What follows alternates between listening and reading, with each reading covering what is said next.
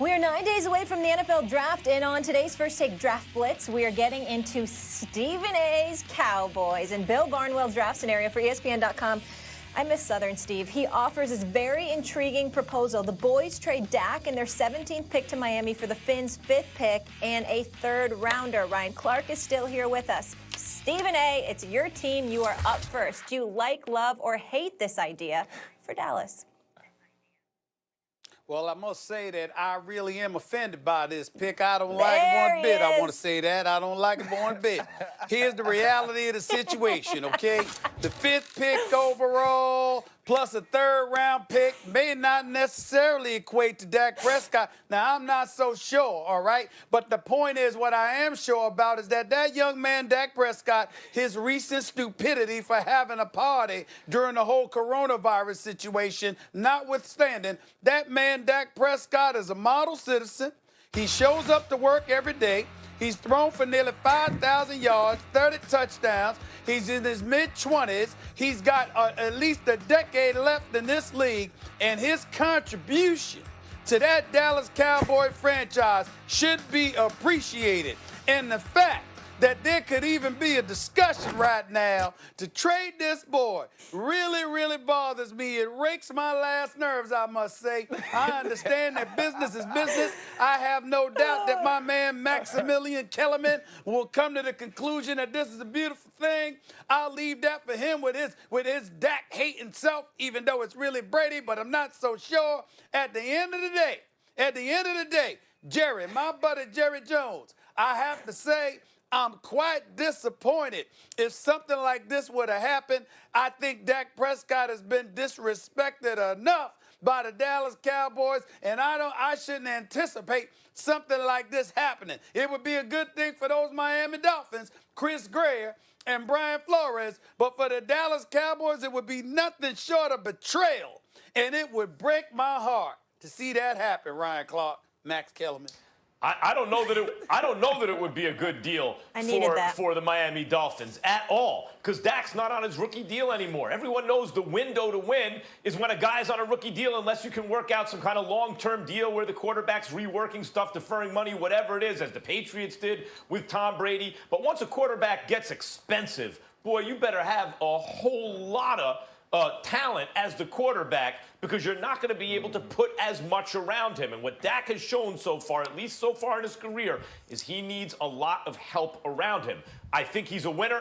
I think he's the kind of guy who can win you a Super Bowl given the right circumstances. But if he costs $35 million or $40 million when the new contracts kick in down the road, can you put enough around him? Carson Wentz, it doesn't look like it. And Carson Wentz is better than Dak Prescott on a per-game basis.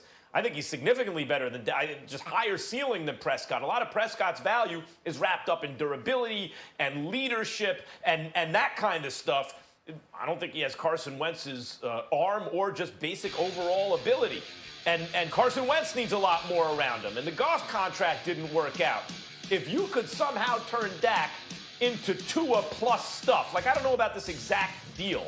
You're swapping first-round picks and all you get is a 3rd for Dak Prescott.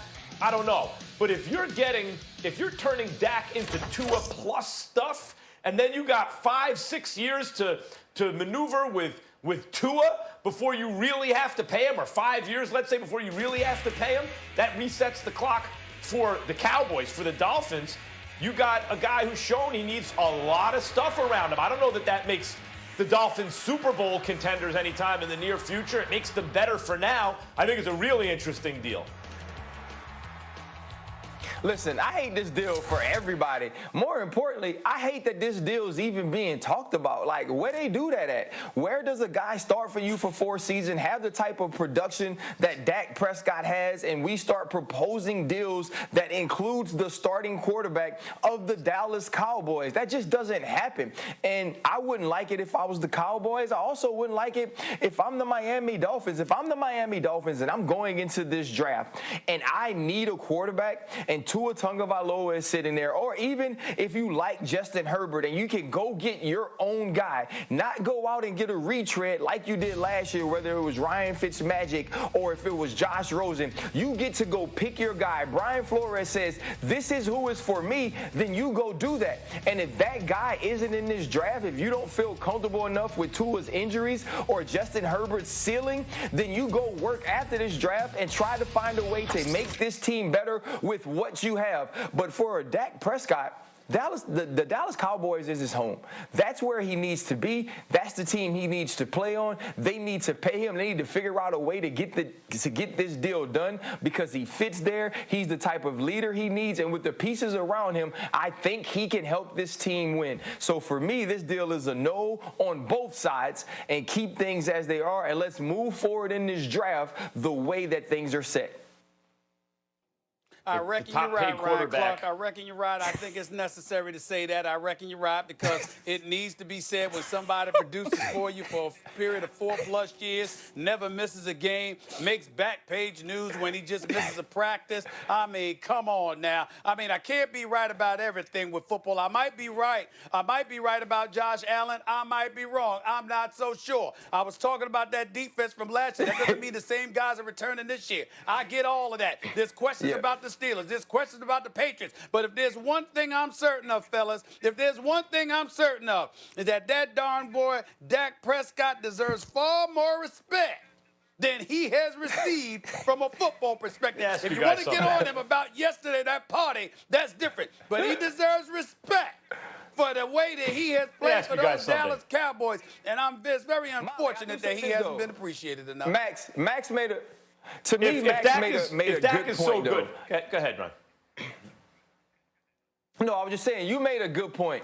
I don't know if I'm the Dallas Cowboys and this deal is I could get this pick and give up certain things for Dak Prescott, knowing what he is and not get Tua Tagovailoa, that's not something I do. But if the Miami Dolphins draft Tua Tagovailoa and they are willing to package him and picks to come to my team, then that's a deal I make because I believe his ceiling is higher and then he would be on his rookie contract, so it puts you right back to where you were when Dak Prescott was a rookie with a player with more skills and more tools to play the quarterback position. But doing it before the draft only puts you behind the 8 ball again, and that's not something I think Jerry Jones would be willing to do. Yeah, I appreciate that. What I mean is if the swap is Dak for Tua plus you get stuff, right? Like you get Tua and stuff. Let me ask you something, guys. Preseason, we all knew Dallas was loaded. Dak played the whole season. He played well, except against the best teams. They didn't make the playoffs. And the Eagles stunk. And by the way, Wentz had an overrated season. And Washington and the Giants were jokes. They couldn't make the playoffs in the weakest division maybe in history. Literally maybe in the history of the NFL. You could argue it's the weakest division. It's one of them. And your guys stayed healthy, and you had weapons all over the place. Both sides of the ball. And we're going to blame it all on the coach, all of it on the coach, the whole thing. You can't make the playoffs under those circumstances. My point is this. No one in this century, no one in the 21st century has yet won the Super Bowl with the highest paid quarterback, the quarterback with the biggest contract. Dak wants the biggest contract. You think he's going to be the guy to do it? He couldn't make the playoffs this year, but he's going to be the guy to do it with the biggest contract ever? If you want to win the Super Bowl, you should consider this deal. Ryan Clark, great to have you with us. Southern Steve, really great to have you as well. Go ahead, Ryan. You're good.